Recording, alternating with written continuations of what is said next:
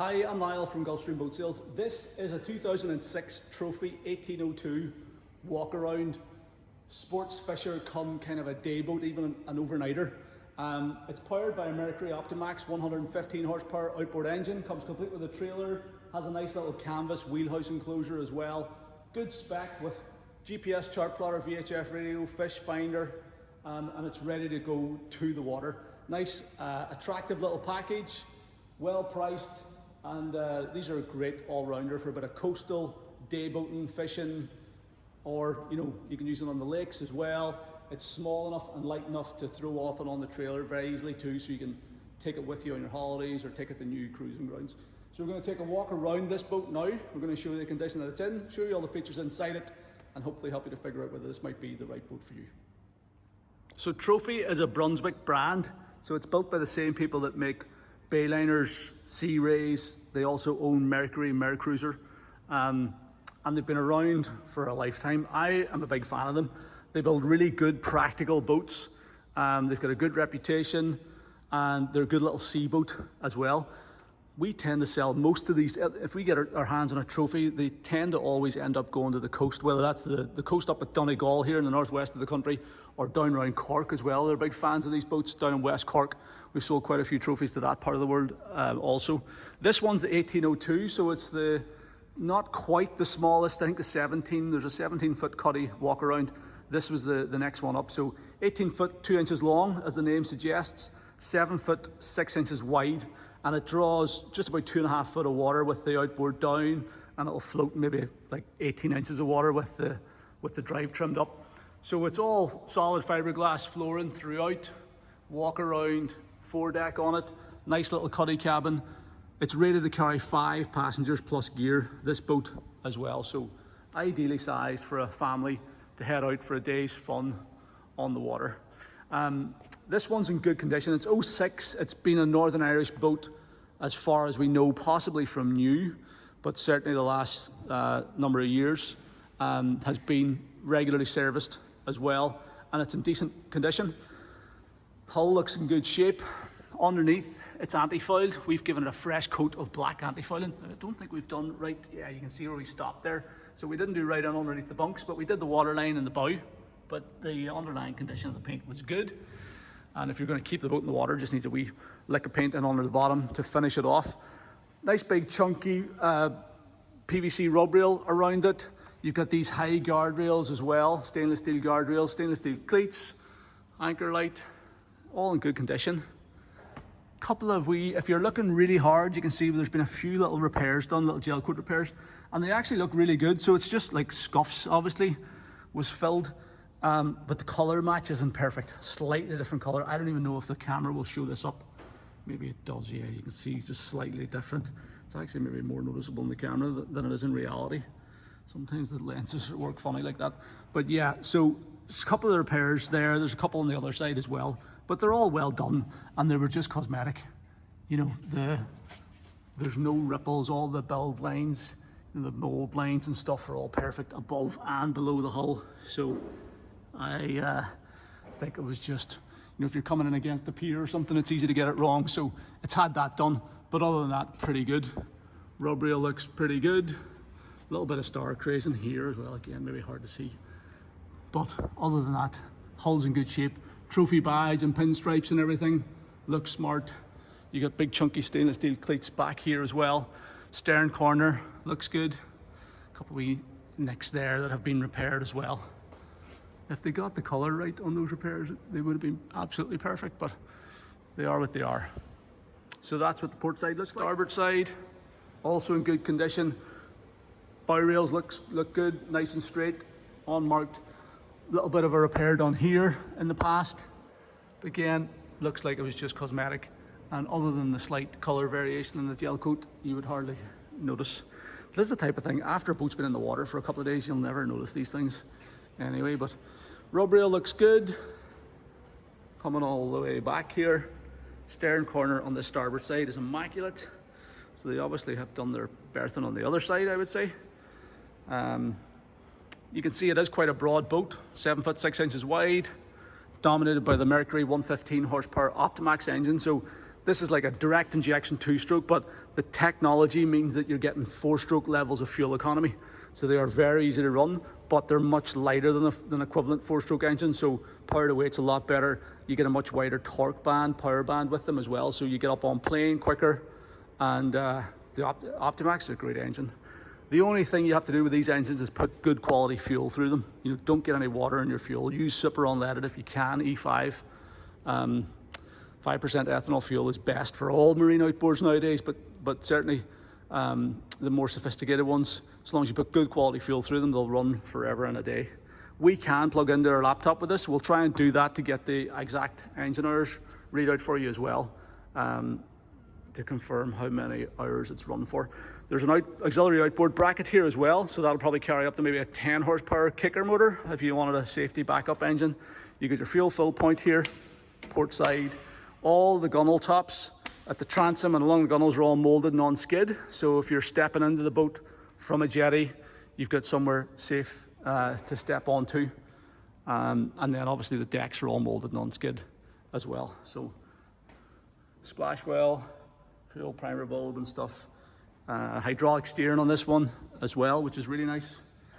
And yeah, engine looks to be in very good condition. The skeg's in good shape. Wee bit of paint off the bottom, but nothing major at all. It's got a 3-blade 17-pitch prop, Mercury Black Max, so it's a proper, genuine Mercury blade. Engine looks in great condition. We'll pop the hood off now, show you underneath the hood, and we'll plug in to read the engine hours. So we've got the engine hood off so we can get a look around the engine under the hood, but we're also plugged in to the laptop here, so we're talking to the engine's CAN bus system now. So we're Mercury marine dealers, so we've got all the software, all the tools for servicing and maintaining these outboards. We can also supply new outboards and all the rest. We're full Mercury and Mercruiser dealer. So we're in live data here at the minute, so we're looking at things like battery voltage and sensor voltage and pressures and stuff like that, temperatures, but that's more kind of relevant if we're running the engine. So if we go back out and go into run history, this will tell us the engine run time. So total engine hours, 169. So hardly any hours in this engine, very lightly used. And then this is the breakdown of the RPM range, how long it's spent at each RPM range. So it spent 59 hours at idle, which is a lot. 28 hours below 1500 RPM, 25 hours sort of cruising. These two here, 25 and 28 hours, that would be cruising speeds between 1500 and 4000 RPM. 10 hours above 4000, 8, 11 and 1. So it's only spent an hour above 5,500 RPM. So you can see it's led a pretty easy life, this engine. Certainly hasn't been worked hard at all. Doesn't look like it's at any over revs. And yeah, good, typical sort of pleasure use.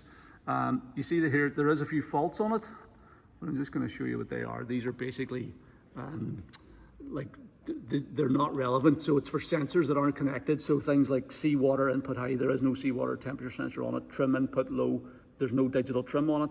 Fuel level sensor, there's no digital fuel level sender, it's just an analog sender up to the gauge. Oil level sensor, that's if you had a remote oil tank in the boat. This one doesn't have it because it's got the built-in oil tank on the engine, so that's redundant. And pedo pressure, that's if you had a digital speedo.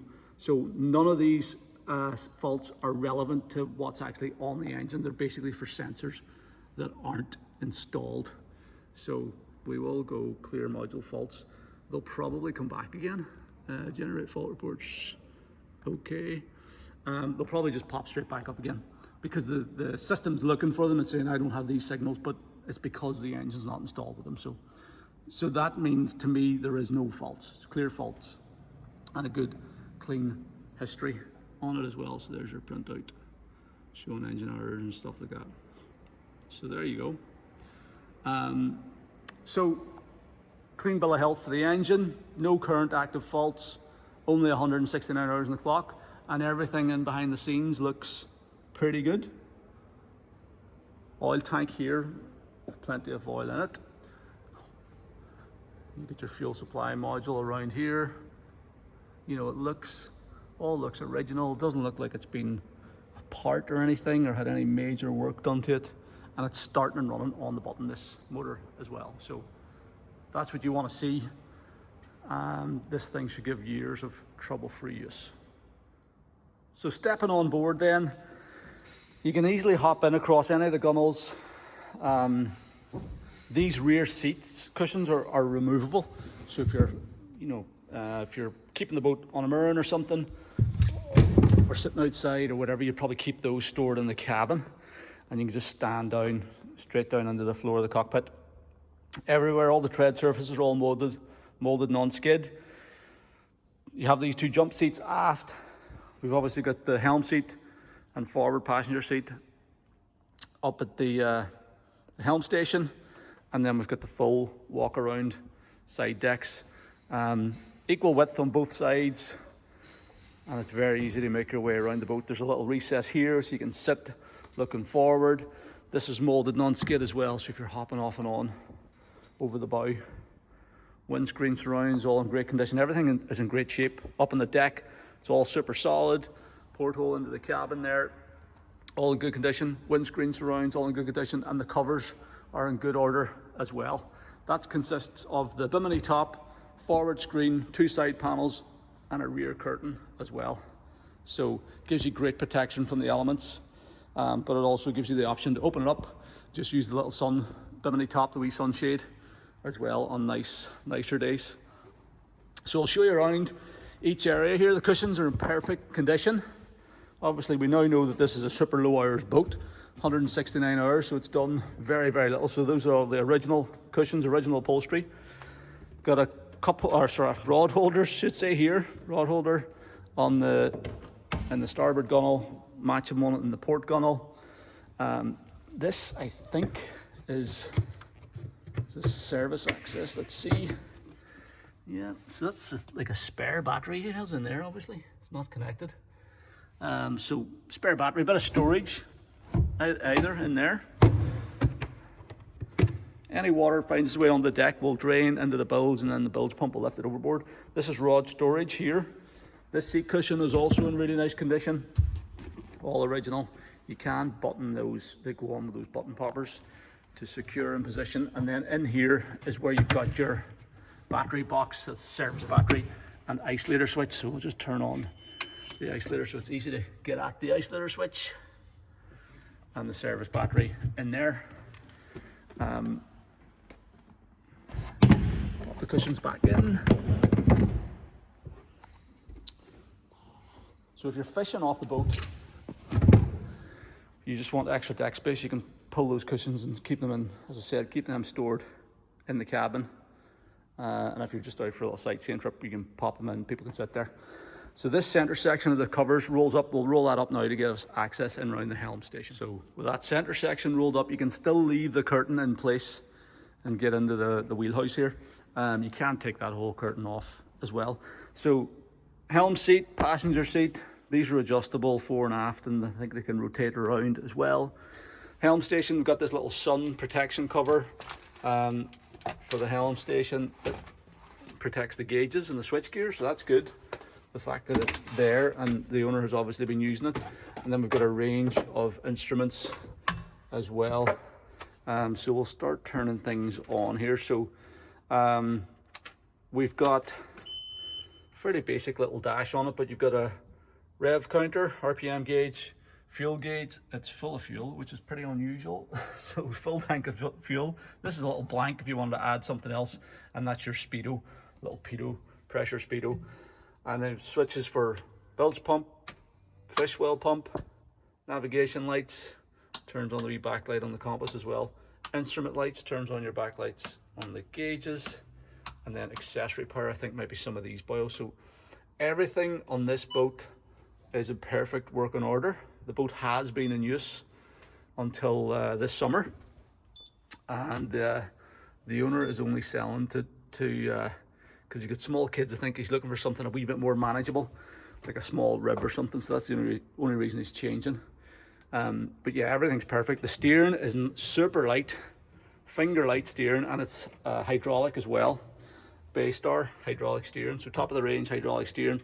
That means it's no feedback. If you let go of the wheel, it's not going to veer off on you, and it's super light for that 115 horsepower engine. Throttle and shift lever nicely positioned here. This is me in a seated position, so I'm looking straight through the screen, and if I want to stand, you can slide the seat back and stand at the helm, and you'd be looking over the top of the windscreen if you had the covers off. This is our builder's plate down here, so CE plate, CE certified, 5 passengers plus gear is the rated capacity, and 102 kilowatts, I think that is 115 horsepower, we're very close to it. So this boat has the maximum horsepower. So a Navman VHF radio, which is operational, and you've got a big tall VHF antenna, the 2.5 meter antenna. Then we've got a Lowrance Elite 5X DSI fish finder, so that is a pretty high-tech fish finder if you're into your fishing. And then this is a Navman tracker chart plotter, so it's just trying to pick up a signal here at the minute because it's in the shed. It might struggle a wee bit, but that's the original GPS plotter.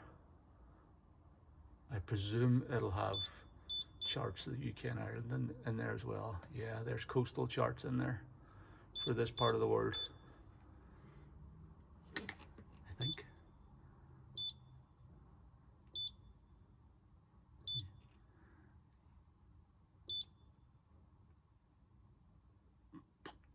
Yep, looks like it. Coastal charts. So everything you could need for coastal navigating. You've got a little cubby hole here, ideal for storing, if you're hiding your keys away or whatever, odds and ends. Throttle and shift lever feels nice and smooth as well. We have had the engine running on the muffs, and as I said, it starts on the button, everything's working, gauges and everything are working. Haven't had it on the water just yet, but we will try to. If you're buying the boat, we wouldn't expect anybody to buy a boat without a sea trail, so we can do a sea trail with you, or we can do a virtual sea trail if you can't make it in person. If the boat hangs around for a wee while, we'll try and do a virtual sea trail video of it anyway to show you how the boat performs. But 115 horsepower is quite a lot. It's not a heavy boat. I think it's like 900 kilos all up weight, so that should get it up on plane. In a heartbeat, there'll be enough power on tap for doing a bit of water sports. If you want to pull up a rubber ring with the kids, or you know, get started on the water skis or whatever, you could do that as well. And I would say top end speed on this boat's probably going to be around about 35, maybe 40 miles an hour with that 115 horsepower outboard. But if you want to just cruise along in comfort, you know, saw from the engine runtime report, you know, sitting around about 3,000 RPM, 3,500 RPM, the boat's probably going to be doing 20 knots or thereabouts, 20 miles an hour, and it'll be burning very little fuel. You know, as I said, the Optimax engines are really equivalent to a 4-stroke in terms of their fuel economy. So nice package on the dash, everything's working, and no reason to expect this to do anything other than perform flawlessly on the water. So the passenger seat is the exact same as the Helm seat. There is a little stain on the cushion here, which is a wee bit annoying, but it's all the original upholstery, and it's all in really nice condition. I mean, for an 06 boat, it really doesn't get a whole lot cleaner than this. We have a storage bin onto the floor here. This is actually the live well, as far as I know. Let me just see if I can hold this open. So fenders and prop bag and everything stored in here. Everything is going with the boat. There is your live well pump. So you can fill this up with, I think how this works is you basically fill it with seawater to work as your live well, and then you can use that pump to empty it overboard, or just use it as storage, the way the current owner has it set up there at the moment. Access into the cabin is via this split folding door, so that's lockable as well, so you can lock the cabin, fold that open, and then this little clip keeps it open, and then you've one step down into the cabin. So just the traditional little V berth, fairly basic in here, but a great space to get in and out of the elements. You got a little overhead light here, access to the back of the dash in there. I don't want to rip that button popper, but that's just access into your wires. There we go, that's better. Into your wiring if you have to change any fuses or anything. And this looks like a couple of 12-volt power sockets. Little carbon monoxide alarm there. Wee bit of spare engine oil, DFI oil. That's the proper direct fuel injection oil to use. There's a bilge pump, a little forward bilge pump. I'm sure there's one aft as well. Storage underneath the seats. The cushions look immaculate. Headliner and everything looks perfect as well. So you get storage in there, storage in here, and storage underneath this one as well. Everything looks good in behind the scenes here. All the carpet's nice and dry, pretty fresh in this cabin. There's no evidence of any leaks or anything, no staining on any of the headline, and that's all good. Up in here's another wee bit of storage where we've got our bimini boot. So if you wanted to fold up the bimini top, put all the covers away, you can zip it up into that boot so it stays parked in the boot. That looks in good condition also. And you can see in there, it's all in good shape too. So we get the light on the camera to show you down in here. This is like an extra bit of storage in there. Dock line, a few bits and pieces in there, but that is for, so you've got a bit of extra length if you're sliding rods, if you're storing rods in the cabin, and that's the reason for up here as well. So you can basically, so just show you in there, that's the back of the D-ring. Everything looks really clean and tidy, all looks good. But yeah, if you're storing rods in here, you can slide them up in there and back in there. That is a bit of service access, I think, just in that one. And that's about it. Underneath here, you've got a little porta potty then as well, a little toilet. Looks like it's never been used. Still got the original manual in it. So that looks brand new. And then that sits in there. So, and as you can see, I've got full sitting headroom in here. Stacks of headroom. So 2 or 3 adults could get down in here, out of the elements, or it's an ideal place for kids to get in for a bit of shelter, to warm up if you're out for a long day on the water, and having the little porta potty there is an added bonus. So there you go. For less than 13 grand, I think this is a great buy. This boat, proper little cabin, V-berth. You could even spend the odd night on board. The toilet's there, all the electronics are on it. There's only 169 hours on the clock. The engine looks immaculate. It's done virtually nothing. There's piles of storage space throughout. You've got full walk-around access all the way around the boat. So if you're a novice, it makes it really easy to bring the boat alongside, to berth it, to work with your fenders and lines. You've got more space up here. So you could go out with, 2 or 3 friends. There's going to be room for sort of 3 people easily to fish off this boat.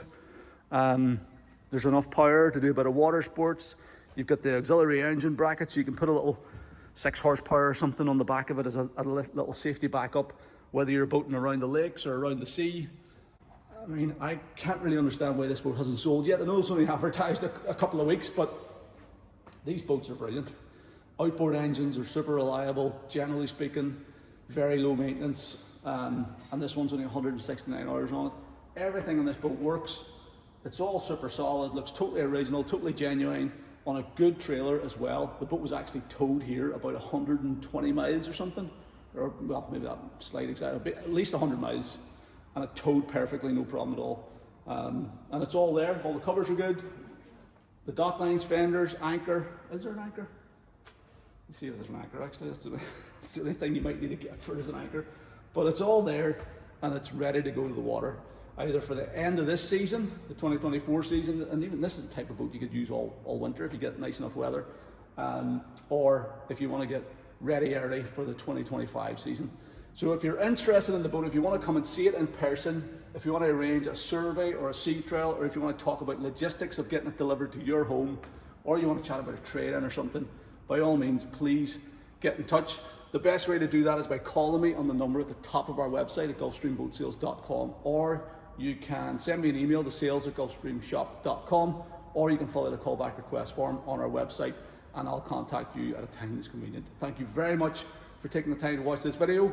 I hope you found it useful.